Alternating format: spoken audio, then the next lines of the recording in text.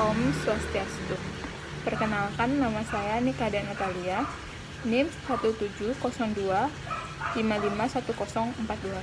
Saya dari program studi Sarjana Kedokteran Gigi dan Profesi Dokter Gigi, Fakultas Kedokteran Universitas Udayana. Di sini saya akan menjelaskan mengenai radiografi intraoral.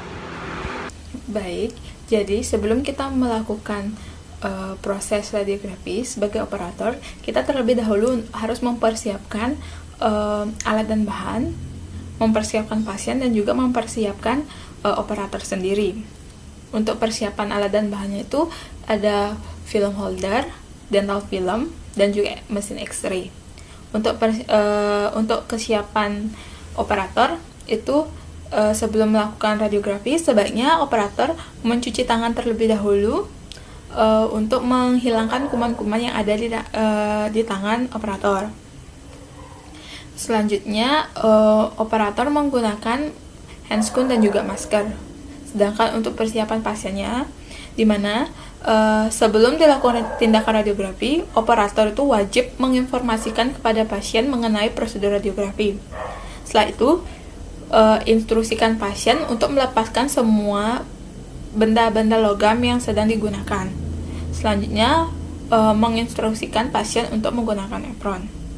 Jadi, persiapan ini dilakukan untuk mencegah terjadinya dampak yang lebih buruk karena radiasi yang terlalu besar.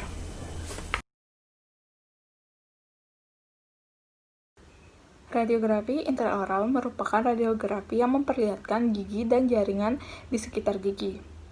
Radiografi intraoral ini secara umum terbagi menjadi 3. Yang pertama adalah radiografi periapikal. Radiografi periapikal ini terbagi lagi menjadi 2, yaitu radiografi paralel dan juga radiografi bisecting. Yang kedua ada radiografi bite wing, dan yang ketiga adalah radiografi oklusal. Jadi, dari radiografi intraoral ini pasti memiliki teknik-teknik yang berbeda. Maka itu, kita akan bahas satu persatu dari teknik dari radiografi intraoral ini.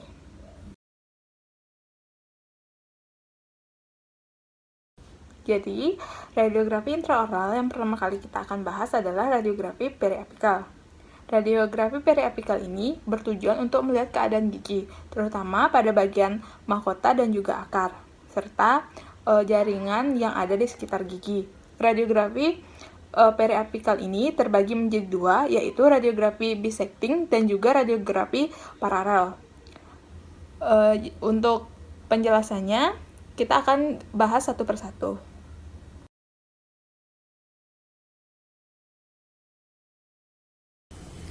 Baik, radiografi periapikal yang pertama kali akan kita bahas adalah radiografi paralel.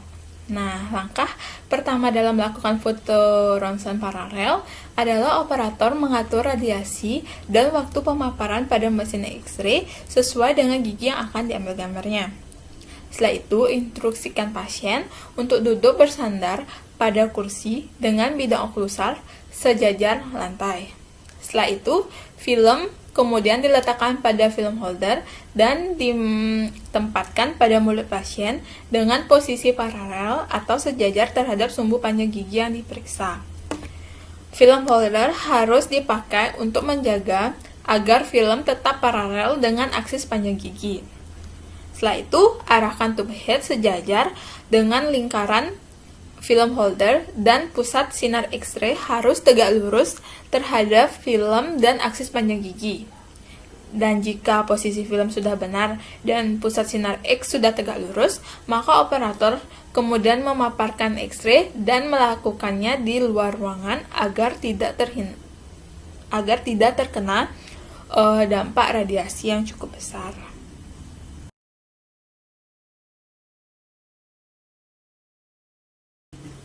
Radiografi periapikal yang kedua adalah radiografi bisecting. Langkah dalam melakukan foto ronsen bisecting, yang pertama dilakukan operator adalah mengatur radiasi dan waktu pemaparan pada mesin X-ray sesuai dengan gigi yang akan diambil gambarnya. Setelah itu, posisikan pasien duduk di kursi dengan tegak lurus Setelah itu, film diletakkan sepanjang permukaan lingual atau pelatar dari gigi yang akan diambil gambarnya. Setelah itu, instruksikan pasien untuk memegang film dan jangan sampai film tertekuk. Film harus kontak dengan gigi. Dan di antara film dan gigi terdapat garis imajiner. Pusat sinar X harus tegak lurus terhadap garis imajiner. Jika dirasa sudah tepat, maka pemaparan sinar X dapat dilakukan oleh operator dan sebaiknya dilakukan di luar ruangan agar tidak terpapar radiasi.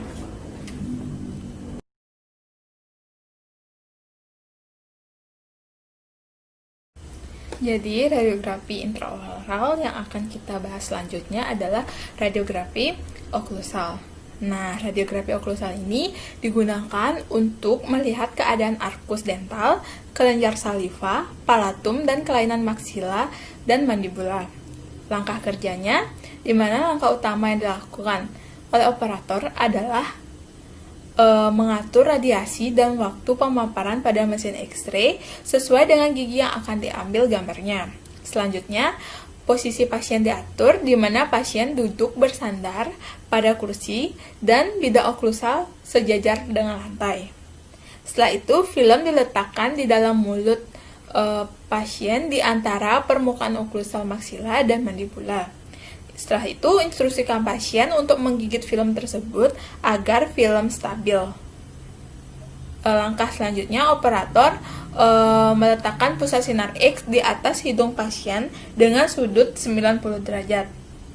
Setelah itu, pemaparan dilakukan di mana operator sebaiknya berada di luar ruangan agar terhindar dari radiasi.